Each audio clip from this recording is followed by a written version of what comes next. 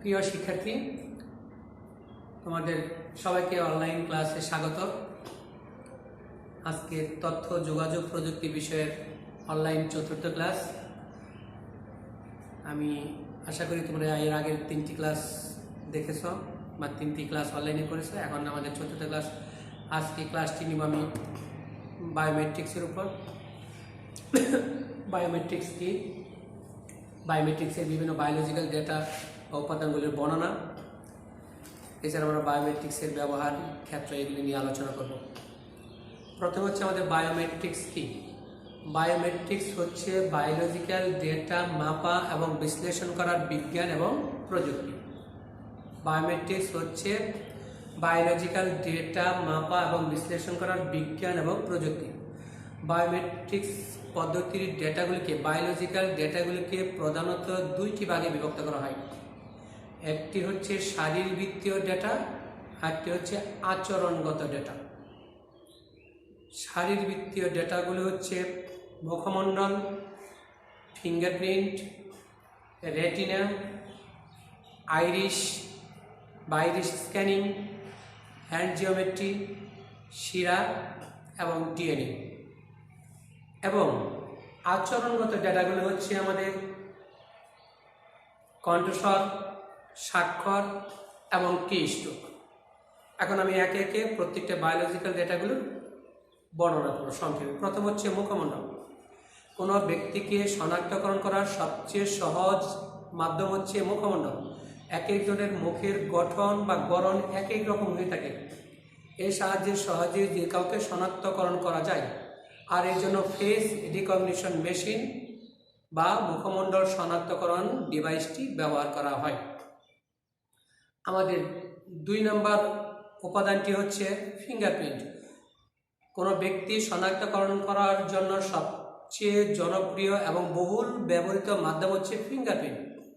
অর্থাৎ পৃথিবীতে প্রত্যেকটি মানুষের ফিঙ্গারপ্রিন্ট একক এবং ইউনিক হয়ে থাকে। অর্থাৎ একজনের ফিঙ্গারপ্রিন্টের সাথে কখনো আরেকজনের ফিঙ্গারপ্রিন্ট কখনো মিলবে না। এর সাহায্যে সহজেই যে কাউকে শনাক্তকরণ করা যায় এবং এটি বহুল ব্যবহৃত একটি বায়োলজিক্যাল ডেটা। আমরা সাধারণত মোবাইলের সিম ক্রয়ের জন্য অথবা আমাদের পাসপোর্টের জন্য বায়োমেট্রিক পাসপোর্ট ইত্যাদি বিভিন্ন ক্ষেত্রে আমরা সাধারণত এই ফিঙ্গারপ্রিন্টটা ব্যবহার করে থাকি। এরপর হচ্ছে রেটিনা। রেটিনা হচ্ছে চোখের মনির পিছনের অক্ষিপটের মাপ। এটিও এক একজনের এক এক রকম হয়ে থাকে, একজনের সাথে কখনো আরেকজনের মিলবে না। এর সাহায্যে সহজেই যে কাউকে শনাক্তকরণ করা যায়। আরেকটা হচ্ছে আইরিশ। আইরিশ হচ্ছে চোখের মনির চারপাশে রঙিন বলয়। এই রঙিন বলয় রক্তের ঘনত্ব, শিরা উপশিরার প্যাটার্ন বা বিন্যাস এগুলি এক একজনের এক রকম হয়ে থাকে। এর সাহায্যে সহজেই যে কাউকে শনাক্তকরণ করা যায়। অর্থাৎ এটি নকল করা বা ডুপ্লিকেট করা সম্ভব নয় এবং এটা পরিবর্তন করাও সম্ভব নয়। এই জন্য সাধারণত আইরিশ স্ক্যানিং মেশিন ব্যবহার করা হয়। এরপরটা হচ্ছে আমাদের হ্যান্ড জিওমেট্রি। হ্যান্ড জিওমেট্রি হচ্ছে হাতের গঠন, অর্থাৎ হাতের তালুর মাপ, আঙুলগুলোর দৈর্ঘ্য, আঙুলগুলোর প্রস্থ, হাতের মধ্যে বিভিন্ন তালুর মধ্যে বিভিন্ন রেখাগুলোর বিন্যাস, এগুলো এক এক ধরনের এক এক রকম হয়ে থাকে। এর সাহায্যে সহজেই যে কাউকে শনাক্তকরণ করা যায়। তবে এটি একটি পুরাতন বা প্রাচীন পদ্ধতি। এর তেমন ব্যবহার বর্তমানে হয় না বললেই চলে। এরপরটা হচ্ছে আমাদের শিরা। শিরা হচ্ছে মানুষের হাতের, অর্থাৎ কনুই হতে শুরু করে হাতের কবজি পর্যন্ত শিরা উপশিরার প্যাটার্ন বা গঠন, বিন্যাস এগুলো এক একজনের এক এক রকম হয়ে থাকে। একজনের সাথে আরেকজনের কখনো শিরা উপশিরার বিন্যাস বা প্যাটার্নগুলো মিলবে না। এর সাহায্যে সহজেই যে কাউকে শনাক্তকরণ করা যায়। তবেও এটিও কম ব্যবহৃত একটি পদ্ধতি বা অপ্রচলিত পদ্ধতি। এরপরটা হচ্ছে আমাদের ডিএনএ। ডিএনএ এর পুনর হচ্ছে ডিঅক্সিরাইবো নিউক্লিক অ্যাসিড।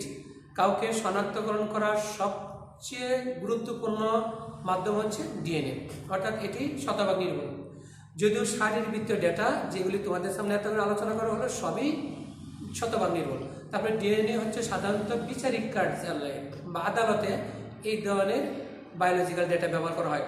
কোনো ব্যক্তিকে শনাক্তকরণ করার জন্য বা মৃতদেহ শনাক্তকরণ করার জন্য সাধারণত ডিএনএ টেস্ট করা হয়।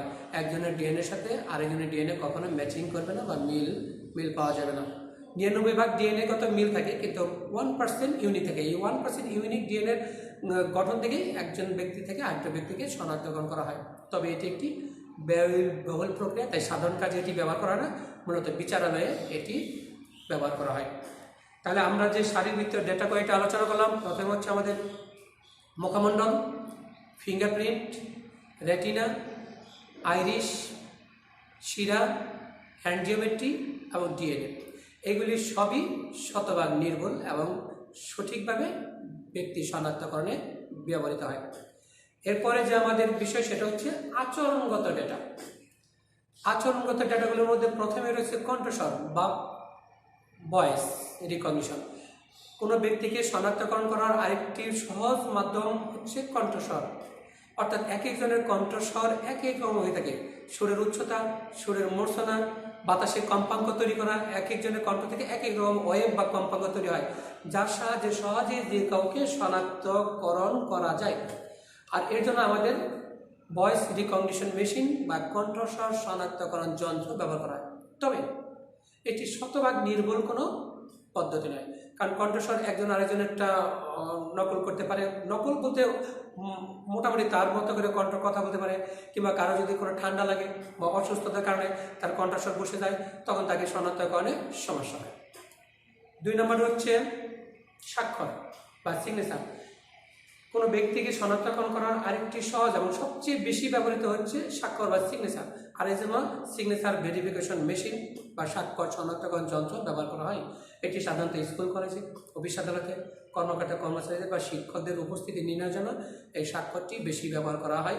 অর্থাৎ একজনের স্বাক্ষর আরেকজন নকল করতে পারে না। মানুষ যদি একজন আরেকজনের স্বাক্ষর দেখে দেখে স্বাক্ষর করতে পারে, কিন্তু আমরা খালি চোখে সেই পার্থক্যটা বুঝতে পারি না। কিন্তু সিগনেচার ভেরিফিকেশন মেশিন বা যারা হ্যান্ড রাইটিং এক্সপার্ট যারা, তারা ঠিকই সেই পার্থক্যটা ধরে নিতে পারে, বুঝে ফেলতে পারে। তাই বলা যায় এটিও শতভাগ নির্ভুল কোনো পদ্ধতি নয়। 3 নম্বর এবং লাস্ট ওয়ান হচ্ছে কিস্ট্রোক। কিস্ট্রোক হচ্ছে কোনো যন্ত্রের উপর চাপ দেওয়ার ধরন, অর্থাৎ এক একজনের যন্ত্রের উপর চাপ দেওয়ার ধরন কীভাবে সে, যেমন বিভিন্ন ধরনের টাইপিং কি, কোনো স্ক্রিনের উপর চাপ দেওয়া, কিবোর্ডের কিতে চাপ দেওয়া ইত্যাদি, এক একজনের চাপ দেওয়ার ধরন এক এক রকম হয়ে থাকে। এক একজনের চাপের ধরন এক এক রকম, এর সাহায্যে যে কাউকে সহজেই শনাক্তকরণ করা যায়। তবে এটিও শতভাগ নির্ভুল কোনো পদ্ধতি নয়। তাহলে আমরা বায়োমেট্রিক্সের যে বায়োলজিক্যাল ডেটা, সেটাকে প্রধানত 2 ভাগে ভাগ করা হয়, শারীরবৃত্তীয়, আচরণগত। আমরা শারীরবৃত্তীয় ডেটাগুলো পেলাম, আচরণগত। এখন বায়োমেট্রিক্স ডেটার ব্যবহারিক ক্ষেত্র, এটি মূলত কোথায় কোথায় ব্যবহার করা হয়, আমরা ব্যবহারিক ক্ষেত্রগুলো আলোচনা করব। আমাদের এই ব্যবহারিক ক্ষেত্রগুলোকে প্রধানত আবার 5টি ভাগে বিভক্ত করা হয়। একটা হচ্ছে বিচারিক ক্ষেত্র বা বিচারিক কার্যে বা বিচারিক কাজে। 2 নম্বর হচ্ছে সরকারি কাজে। 3 নম্বর হচ্ছে শিক্ষা প্রতিষ্ঠানে। 4 নম্বর হচ্ছে ব্যবসা প্রতিষ্ঠানে, ব্যবসা বাণিজ্যে। 5 নম্বর হচ্ছে অফিস আদালতে। প্রথম হচ্ছে আদালতে বা বিচারিক কাজে। বিচারিক কাজে বা আদালতে বায়োমেট্রিক্স পদ্ধতি ব্যাপকভাবে ব্যবহার করা হচ্ছে, বিশেষ করে অপরাধী শনাক্তকরণে, মৃতদেহ শনাক্তকরণে, পিতৃত্ব বা মাতৃত্ব নির্ণয়ে, হারিয়ে যাওয়া শিশু শনাক্তকরণে বায়োমেট্রিক্স পদ্ধতি ব্যবহার করা হয়। অর্থাৎ একটি শিশু ছোটোকালে অল্প বয়সে 7 দিন বা 8-10 দিনের শিশু হারিয়ে গেছে, সেই শিশুটাকে 10 বছর পরে বা 5 বছর পরে পাওয়া গেছে। 2 জন মাই দাবি করতেছে শিশুটা তার। এখন তাকে শনাক্তকরণ করার জন্য ওই মায়ের এবং শিশুর ডিএনএ টেস্ট করা হয়। এই ডিএনএ টেস্টের মাধ্যমে ওই পিতৃত্ব বা মাতৃত্ব শনাক্তকরণ করা হয়। অনুরূপভাবে কোনো অপরাধী শনাক্তকরণ করার জন্য, কোনো আগুনে বা দুর্ঘটনায় কোনো লাশ পুড়ে গেছে বা লাশ বিকৃত হয়ে গেছে, তার আত্মীয় স্বজন বা কেউ তাকে শনাক্তকরণ করতে পারতেছে না, তখন সেটাকে ডিএনএ টেস্টের মাধ্যমে আদালতের সিদ্ধান্তে শনাক্তকরণ করা হয়। তাই বলা হয় মৃতদেহ শনাক্তকরণে, অপরাধী শনাক্তকরণে, পিতৃত্ব বা মাতৃত্ব নির্ণয়ে, হারিয়ে যাওয়া শিশু শনাক্তকরণে। এই 4টি হচ্ছে আমাদের বিচারিক কাজ বা আদালতের কাজ, বায়োমেট্রিক্স পদ্ধতি। 2 নম্বর পয়েন্ট হচ্ছে আমাদের সরকারি কাজ বা সরকারি ক্ষেত্রে, অর্থাৎ বায়োমেট্রিক পাসপোর্ট তৈরিতে, বায়োমেট্রিক জাতীয় পরিচয়পত্র বা এনআইডি জাতীয় পরিচয়পত্র তৈরিতে, সম্পত্তি বন্টনে, সীমানা অতিক্রমে যে কোনো এয়ারপোর্টে বা সমুদ্র বন্দরে এক দেশ থেকে আরেক দেশে যখন লোকজন যায়, তাদের ফিঙ্গারপ্রিন্ট, তাদের ভয়েস, কণ্ঠস্বর ইত্যাদি বিভিন্ন বায়োলজিক্যাল ডেটাগুলি সংরক্ষণ করা হয় বা তাদের সেইগুলির সাথে তাকে শনাক্তকরণ করা হয়। তাহলে বায়োমেট্রিক পাসপোর্ট তৈরি, জাতীয় পরিচয়পত্র তৈরি, সম্পত্তি বন্টন, সীমানা অতিক্রম ইত্যাদি সরকারি কাজেও বায়োমেট্রিক্স পদ্ধতি ব্যবহার করা হয়। এরপরটা হচ্ছে শিক্ষা প্রতিষ্ঠানে। শিক্ষা প্রতিষ্ঠানের শিক্ষক ও কর্মকর্তা কর্মচারীদের উপস্থিতি নির্ণয়ে, ছাত্রছাত্রীদের উপস্থিতি নির্ণয়ে, শিক্ষা প্রতিষ্ঠানের সুষ্ঠু পরিবেশ বজায় রাখতে এবং শিক্ষা প্রতিষ্ঠানে যাতে অনাহত বা কোনো সন্ত্রাসী বা কোনো অনাকাঙ্ক্ষিত কোনো ব্যক্তি ঢুকতে না পারে সেই প্রবেশ নিয়ন্ত্রণেও শিক্ষা প্রতিষ্ঠানে বায়োমেট্রিক্স পদ্ধতি ব্যবহার করা হচ্ছে। এরপর হচ্ছে অফিস আদালতে। অফিস আদালতে শিক্ষা প্রতিষ্ঠানের কাজ প্রায় কি অফিস আদালতে কর্মকর্তা উক্ত অফিসের কর্মকর্তা কর্মচারীদের উপস্থিতি নির্ণয়, শুধুমাত্র উপস্থিতি না, উপস্থিতি এবং বহির্গমন তাদের অফিস ত্যাগের সময়টা নির্ধারণের জন্য বায়োমেট্রিক্স পদ্ধতি ব্যবহার করা হয়।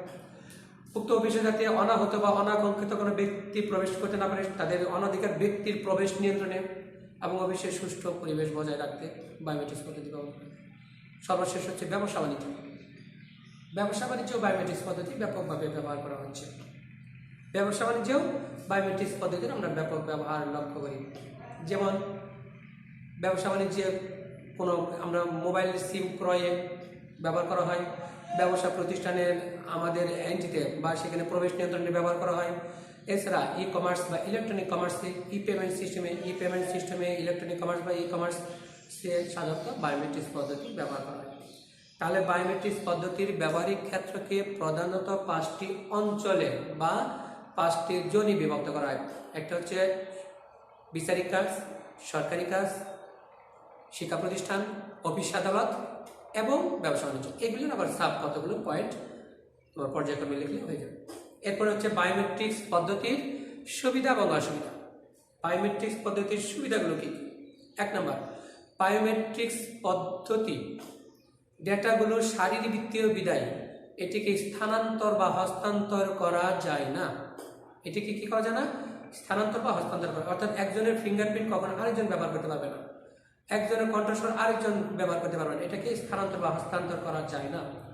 বায়োমেট্রিক্স পদ্ধতি সাধারণত এটি শারীরবৃত্তীয় বিদায় এটা পক্ষপাতিত্বের সুযোগ থাকে না।